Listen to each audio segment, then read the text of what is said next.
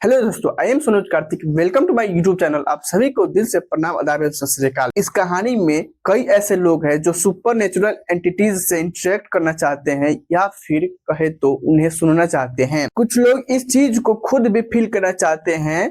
कुछ ऐसे ही घटना इस कहानी में है। हम माने तो किस्मत या फिर बदकिस्मत भी कह सकते हैं। आज हम इस कहानी को आगे बढ़ाने से पहले बता दें कि यह कहानी शेयर किया है एक एनआईटी पटना के स्टूडेंट ने, जिनका नाम आशीष है। ये बात है 7th सेमेस्टर का, जब आशीष अपने कॉलेज में प्लेसमेंट को लेकर काफी ज्यादा परेशान था, क्योंकि उसका प्लेसमेंट एनआईटी पटना में नहीं हुआ था। तभी उसके रूममेट कुणाल की गांव में किसी रिश्तेदार की पास शादी था। आशीष गांव का नाम सुनकर काफी खुश हुआ, क्योंकि आशीष कभी गांव देखा ही नहीं था। साथ ही आशीष के साथ जाने के लिए बगल के रूममेट गोलू और सुमन जाने के लिए तैयार हो गए। चारों दोस्त 5 बजे शाम को स्टेशन पहुंचे ट्रेन को पकड़ने के लिए, और लगभग 9 बजे अपने गांव के नजदीक स्टेशन से गांव की तरफ चलने लगे। लगभग स्टेशन से गांव के घर 4 किलोमीटर की दूरी थी। सभी दोस्त अंधेरे में सड़क पर चल रहे थे।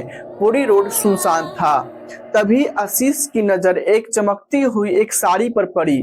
आशीष उधर जाना चाहता था, परंतु कुणाल अपने दोस्तों को साफ साफ मना किया था कि कोई भी इधर उधर रात के अंधेरे में नहीं देखेगा, सिर्फ सड़क पर सीधा रास्ता चलेगा। आशीष इतना नटखट था, बेवकूफ था, चमकती साड़ी की तरफ बढ़ने लगा। तभी गोलू बोल दिया, उधर कहाँ जा रहा है, सीधा चलो। कुणाल बोला है ना सीधा सड़क पर चलने को। इतना सुनकर आशीष सड़क पर फिर से चलने लगा। आशीष ने मन को मना लिया कि मैं इस चीज को देखूंगा ही, कि इतना रात को अंधेरे में किस साड़ी की चमक है। तब तक सभी बच्चे घर पहुंच गए। घर में पहुंचते ही कुणाल की मम्मी सभी बच्चों को घी की रोटी और पटल और आलू की सब्जी, बहुत स्वादिष्ट खाना खिलाया। सभी दोस्त खाना खाने के बाद एक साथ एक ही कमरा में सोने चले गए। सोते वक्त कुणाल ने अपने गांव की पुरानी भूत की कहानी सुनाई, जो कुणाल अपने दादी से सुना था। हालांकि अब कुणाल की दादी जीवित नहीं है। सुबह उठकर चारों दोस्त नाश्ता किया और काम में लग गए, क्योंकि कल बारात आएगा। इसकी तैयारी आज ही कर रहे थे। काम को खत्म करते करते रात हो गया। सभी दोस्त काफी थक गए थे। सोते वक्त आशीष सोचा, आज थक चुके हैं, कल बारात है, लेकिन मैं चमकती साड़ी को देखने जरूर जाऊंगा। कल बारात का समय आया। बारात में काफी ढोल शहनाई बज रहे थे। तभी आस्ते से आशीष बिना अपने दोस्तों को बताए निकल गया।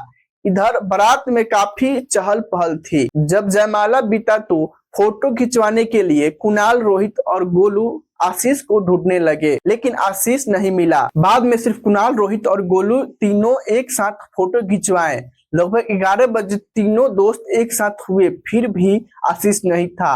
अब कुणाल के होश उड़ गए। वो काफी घबरा गया। उसे गांव के आसपास लगभग 3 बारात आए थे। कुणाल को लगा शायद आशीष वहीं गया हो नाच ढोल देखने। तीनों दोस्त एक साथ जाके एक बाराती में गए, उसे खोजा और आशीष नहीं मिला। वहां से लगभग दूसरी बाराती 1 किलोमीटर था। तीनों दोस्त दौड़ते भागते वहां पहुंचे, परंतु आशीष वहां भी नहीं था। तीसरी बारात लगभग 500 मीटर की दूरी पर था। वहां भागते भागते पहुंचे, वहां भी आशीष नहीं था।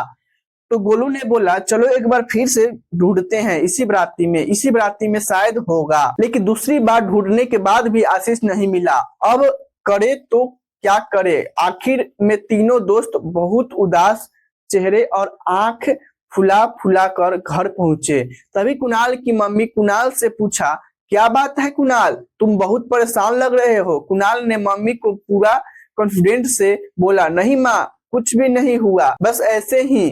बोलते हुए कुणाल अपने दोस्तों के साथ वहां से निकल गया। सब लोग सोच में पड़ गए, आखिर आशीष गया तो गया कहाँ। भी अचानक गोलू को 3 दिन पहले रात की बात याद आई। गोलू घबराते हुए कुणाल से बोला, कुणाल, जिस दिन हम तीनों रात को आ रहे थे तभी मैंने आशीष को देखा, वह किधर जाने की कोशिश कर रहा था। तभी मैं उसे डांटा और बोला कि कुणाल बोला है इधर उधर नहीं देखने को, सीधा चलो। इतने में कुणाल जोर से शोर मचाते हुए बोला, अरे यार वहां पर शमशान घाट है। तीनों दोस्त और टॉर्च लेकर कुणाल शमशान घाट दौड़ने लगा। कुणाल शमशान घाट पहुंचा तो देखा आशीष पेड़ के नीचे बेहोश होकर पड़ा हुआ है। तीनों दोस्त उसे उठाकर घर लेकर आए। घर में एक लड़का के साथ घटना घटी हुई है, इसकी आवाज गूंज चुकी थी। क्योंकि आशीष एक दोस्त के नाते आया था, उसके घर वाले काफी ज्यादा परेशान हुए थे। जब आशीष को होश आया वो चिल्लाने लगा, मैं अपना बदला लूंगी ही लूंगी, मैं उसे नहीं छोड़ूंगी। इस चीज को देखते हुए कुणाल ने अपने पिताजी को बुलाया। पिताजी बोले, इसे आत्मा आया है, इसे रस्सी से बांध दो, कल सुबह देखते हैं। कल सुबह गांव के बगल का ही एक पंडित जी रहते हैं, ऐसा किसी को भी होता तो उन्हें ही बुलाया जाता था। कुणाल के पापा उन्हें ही बुलाया। पंडित जी आते बोले, घर में भूत प्रेत का साया है। कुणाल पंडित जी को लेकर आशीष के पास गया। पंडित जी ने आशीष को देखकर कुणाल से बोला, पानी लाओ जरा। पानी आते ही पंडित जी ने पानी में मंत्र पढ़ा और आशीष के शरीर पर पानी को फेंक दिया। जैसे ही पानी पड़ा आशीष बेहोश हो गया। फिर पंडित जी बोले, आशीष को अपने देवता घर में ले चलो। जैसे ही आशीष देवता घर में गया, आशीष होश में आया और बोलने लगा, जो मुझे मारा है उसे मैं छोड़ूंगा नहीं। फिर पंडित जी ने काफी समय आशीष से बात की, तब पता चला कि आशीष पर मालती आई हुई है। वो मालती जो 5 साल पहले गांव से भाग गई थी किसी लड़के के साथ, ऐसा कुणाल के मम्मी ने बताया।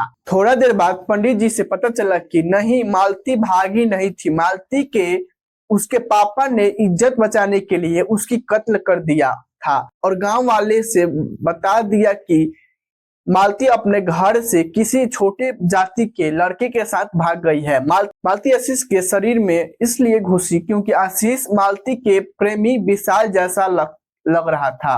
मालती यह चाहती थी कि उसका हत्यारा यानी उसका पापा को उसके मौत का सजा मिले, तभी वह आशीष का शरीर छोड़ेगी, ऐसा मालती ने पंडित जी से बोला था। मालती यह भी बताया उसके पापा उसे उसी पेड़ के नीचे दफना दिया था जहां आशीष बेहोश होकर पड़ा था।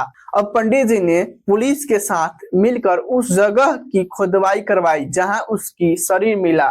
फिर मालती का पापा का डीएनए टेस्ट किया गया, वह मालती है, इसका पता चला। मालती के पापा ने अपना गुनाह कबूल किया और वह जेल चले गए। इधर हिंदू रिवाज से मालती का अंतिम संस्कार किया गया आशीष के द्वारा। तब से आशीष के शरीर पर अब कभी भी मालती नहीं आती है। आपकी यह कहानी कैसी लगी कमेंट करके बताएं, और आप कुणाल के जगह पर होते तो क्या करते। अगर आपको कहानी अच्छी लगी हो तो चैनल को सब्सक्राइब करें, लाइक करें और ज्यादा से ज्यादा शेयर करें। धन्यवाद।